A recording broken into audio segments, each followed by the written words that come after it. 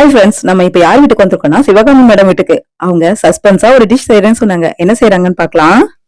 Friends, இன்னைக்கு என்ன சமைக்கலாம்னு பார்க்கலாம் வாங்க. சுரக்காவும் சுண்டலும் குழம்பு வைக்க போறோம்ப்பா.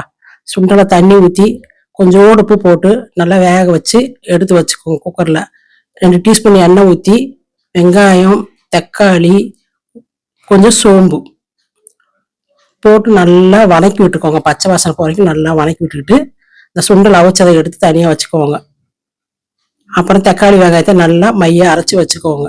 அரைச்சி வச்சுட்டு கொஞ்சம் எண்ணெய் ஊற்றி கடுகு உளுந்து 2 ஜீரகம் கொஞ்சம் கருவேப்பிலை போட்டு நல்லா வதக்கி விடுங்க. காயை போடுங்க. போட்டு நல்லா வதக்கி விட்டுட்டு இந்த காய் கொஞ்சம் நல்லா வேகணும். லைட்டாக இந்த பச்சை வாசனை போகணும். அது வெந்த பின்னாடி வீட்டில் அரைச்சா 2 டீஸ்பூன் மிளகாத்தூள் அதையும் போட்டு நல்லா காயோடு நல்லா வதக்கி விடுங்க. நல்லா வதக்கிட்டு காயாக போடணும். கொஞ்சோடு உப்பு போடணும். காய் உப்பு பிடிக்கணும். கொஞ்சம் உப்பு போட்டு அரைச்சி வச்ச விழுதையும் நல்லா போட்டு கிண்டுங்க. கிண்டிட்டு நம்மளுக்கு தேவையான அளவு தண்ணி ஊற்றிக்கோங்க. அதையும் கழுவி வச்சு தேவையான தண்ணியும் ஊற்றிக்கோங்க. ஊற்றிக்கிட்டு அதை அவிச்சு வச்ச சுண்டலை அதை கூடவே போட்டுக்கோங்க.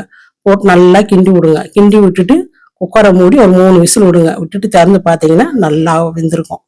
வெந்த பிறகு கொஞ்சோடு புளி தண்ணி ஊற்றுங்க. ரொம்ப வேணாம், கொஞ்சம் ஊற்றி கொஞ்சம் கொத்தமல்லி தழை போட்டு இறக்கிடுங்க.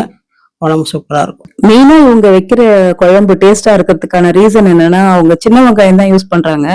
அதே நேரம் அதை வெங்காயம் தக்காளி நல்லா வதக்கிட்டு அதை மிக்சியில அரைச்சு அதுக்கப்புறமா குழம்புக்கு யூஸ் பண்றதால ரொம்ப டேஸ்டாவும் இருக்கு. அந்த டேஸ்டே ரொம்ப டிஃப்ரெண்டா இருக்கு. நீங்க டேஸ்ட் பண்ணி பாருங்களேன்.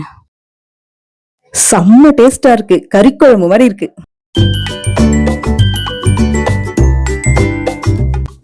சூப்பரா இருக்கு. நீங்களும் இந்த மாதிரி செஞ்சு சாப்பிட்டு பாருங்க. செம்மையா இருக்கும்.